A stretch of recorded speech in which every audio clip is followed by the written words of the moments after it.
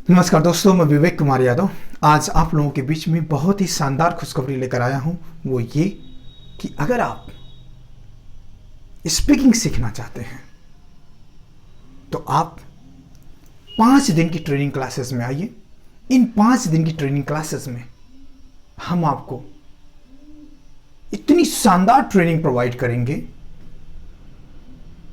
इन 5 दिनों में आप स्पीकिंग सीख जाएंगे। मैं बात इंग्लिश स्पीकिंग की नहीं कर रहा हूं, मैं स्पीकिंग, ओवरऑल स्पीकिंग की कर रहा हूं। आजकल मेरे बहुत सारे विद्यार्थियों में ये कमियां हैं कि वो जब स्टेज पर जाते हैं बोलने के लिए तो उनके हाथ पांव हिलने लगते हैं, उनको डर लगने लगता है, उनका दिमाग ही काम नहीं करता। घर से अच्छा खासा तैयार करके आते हैं, स्टेज पर जाते हैं, सब कुछ भूल जाते हैं। ये सभी के साथ होता है। आज जितने भी दुनिया के बड़े से बड़े स्पीकर हैं, सबको शुरुआत में डर लगा था।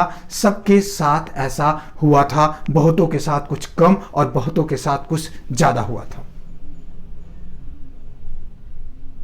आप इस अपनी कमी को कैसे दूर कर सकते हैं? आप सोचते हैं किसी के पास जाएंगे तो वो क्या करेगा, हमारी इस कमी को दूर कर देगा, हमारे डर को दूर कर देगा और हम अच्छी खासी स्पीकिंग करना सीख जाएंगे। जी नहीं, वो सिर्फ एक माध्यम होगा, आपके विचारों में एक मजबूती लेकर आएगा, आपके डर को वो कम करने की कोशिश करेगा, आपके हौसले को वो बढ़ाने की कोशिश करेगा। जैसे जैसे आपका हौसला बढ़ेगा आप अपने डर को कंट्रोल कर पाएंगे, और जैसे जैसे आप अपने डर को कंट्रोल कर पाएंगे आप जो बोलना चाहते हैं आप वो बोल सकते हैं।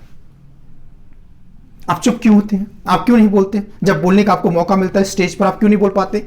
आप इसलिए नहीं बोल पाते शायद कि आपको डर लगता है, शायद आप तैयार होकर के पहले से नहीं गए, शायद आपकी टॉपिक क्लियर नहीं है, या सब कुछ क्लियर होने के बावजूद आपको यह विश्वास नहीं है कि आप बोल पाएंगे। आपको यह लगता है कि शायद आपकी जुबान फिसल जाएगी।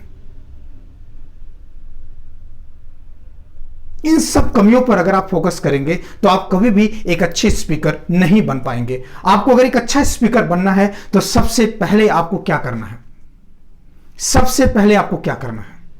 सबसे पहले आपको इच्छा, डिजायर, इच्छा, अपनी इच्छा को विशाल करना है कि मुझे स्पीच देनी है तो देनी है, मुझे बोलना है तो बोलना है, बोलना है तो बोलना है, स्पीच देनी है तो देनी है तो देनी है।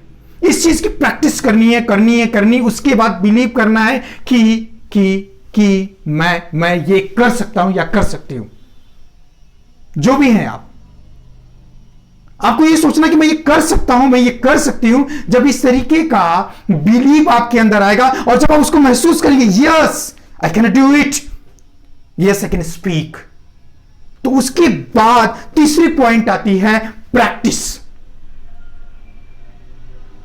बिना प्रैक्टिस के कभी आप शानदार नहीं बोल सकते, कभी आप बहुत अच्छा नहीं बोल सकते, कभी आप बहुत बेहतर नहीं बोल सकते, कभी आप एक शानदार स्टेजर नहीं बन सकते। प्रैक्टिस बहुत ही जरूरी होती है। प्रैक्टिस किस टॉपिक पर करना है, किस टॉपिक पर आप बोलना चाहते हो, उस टॉपिक पर आप क्यों बोलना चाहते हैं, और बोलने के पीछे का उद्देश्य क्या है। क्या बोलने के पीछे का उद्देश्य है कि स्वयं को दिखाना कि मैं बहुत अच्छा बोलता हूं? क्या बोलने के पीछे का यह उद्देश्य है कि लोग तालियां बजाएं?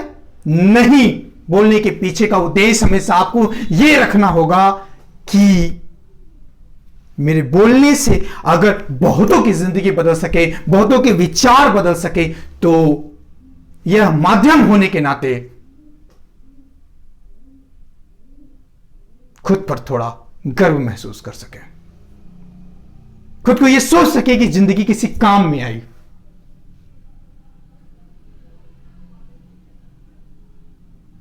एक गजब का नॉलेज मुझे मिला जो मैंने सीखा अपने जीवन में। अक्सर क्या होते हैं, जो शिक्षक वर्ग होता है, जो सिखाने वाले होते हैं, कुछ लोग किसी को कुछ देते हैं तो देने के बाद ज्यादातर लोग अभिमानी हो जाते हैं, उनके अंदर एक घमंड की इच्छा पैदा होनी शुरू हो जाती है।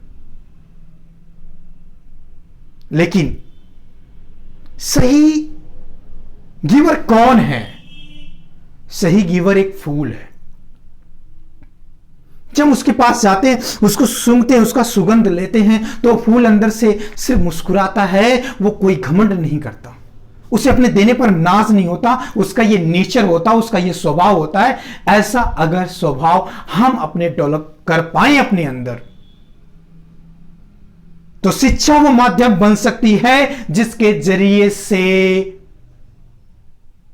हम अपनी जिंदगी बदल सकते हैं। और अगर हम एक एक लोग अपनी जिंदगी बदल सकते हैं तो शिक्षा वो माध्यम है कि जो पूरी दुनिया को बदल सकती है। Thank you very much.